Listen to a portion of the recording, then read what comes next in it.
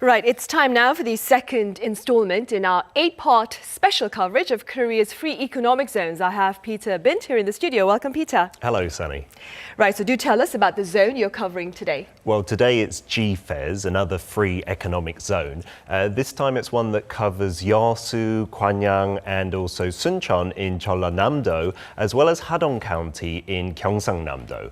And all of these places are located along the South Sea of Korea, known as Namhae, and possess some beautiful landscapes.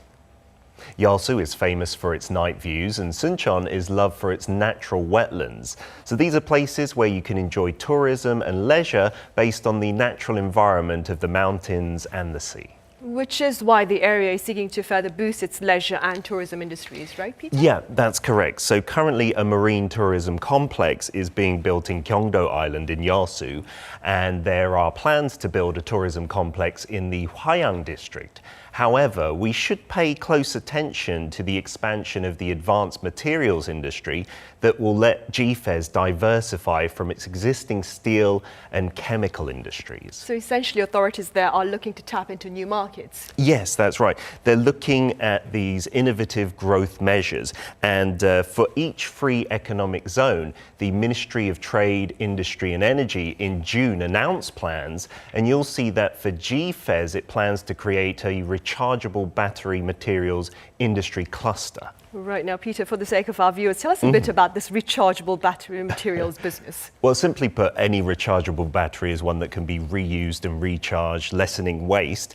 And the battery materials businesses, they produce the key materials that go into these rechargeable batteries. So let's see how GFEZ is transforming into a thriving place for the advanced material industry.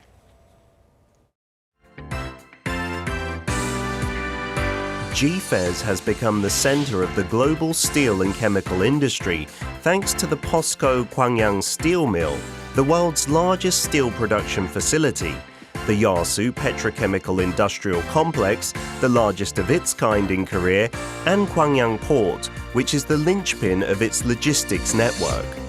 대한민국 최대의 여수 국가산업단지 광양제철소가 입지하고 있어 원료 및 재료 공급이 원활하여 화학 및 철강 산업뿐만 아니라 다양한 연관 산업과 기업들이 활발히 입주하고 있습니다. This has revitalized the local economy and created new jobs by attracting about 400 companies and total investments worth 21 trillion won.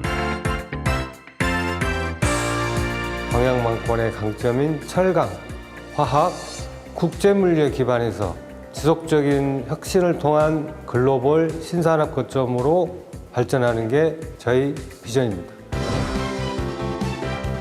In the future, industries are looking to become more competitive, and additional jobs could be created by nurturing our fine chemical and metal parts industries with the same raw materials used in the chemical and steel industries. Right, so Peter, what efforts are being made to turn this particular region into a hub of materials and parts? Well, backed with the strong will of the administration and local governments, along with necessary policies, there is a strong support for R&D, in addition to having agencies in place to provide business support, such as the Cheonnam Technopark and Advanced Rubber Materials Support Center. These efforts make the place business-friendly. In addition, the Sepung General Industrial Complex will be designated as a backbone logistics complex of Gwangyang Port to attract rechargeable battery firms, chemical materials businesses, and research labs. And what is being done to appeal to these related firms? In May, POSCO Chemical, they held a completion ceremony for a Phase 2 cathode material plant, and it has an annual production capacity of 24,000 tons, and cathode material is a really important one for rechargeable batteries, which are vital in the renewable energy industry. In addition, POSCO Chemical will build a lithium plant by 2022, laying the foundation to establish itself as a key player in the battery material industry. Right. Meanwhile, Peter, the flagship industry in Gwangyang Bay is its steel industry. Tell us a bit about this industry. Yeah, so until now, corporate investments, they've been related to the steel industry in Gwangyang Bay, mainly focusing on the anchor companies such as POSCO, Hyundai Steel and POSCO Magnesium. The Yeosu industrial complex has more than 80 tenant companies related to the steel industry, and among them are big firms such as Hyundai Steel, POSCO Chemical and Samu Heavy Industries. They're playing a pivotal role in local industries. This year, a metal processing heat treatment support centre is set to be built in the Ikshin industrial complex in Gwangyang City. And once the centre is completed, hopes are that it will attract investments from companies related to heat treatment, casting, welding and other industries beyond simple production. This can also revitalise the local economy and create jobs. What strategy has allowed the region continued investments? Well, we heard why many companies have actually chosen GFES after talking to one of them, so let's take a look. HAM is a Chinese food company that produces baby formula. When you were looking to establish an overseas location in January 2016, why did you choose Korea among Singapore, Russia, and other candidate countries?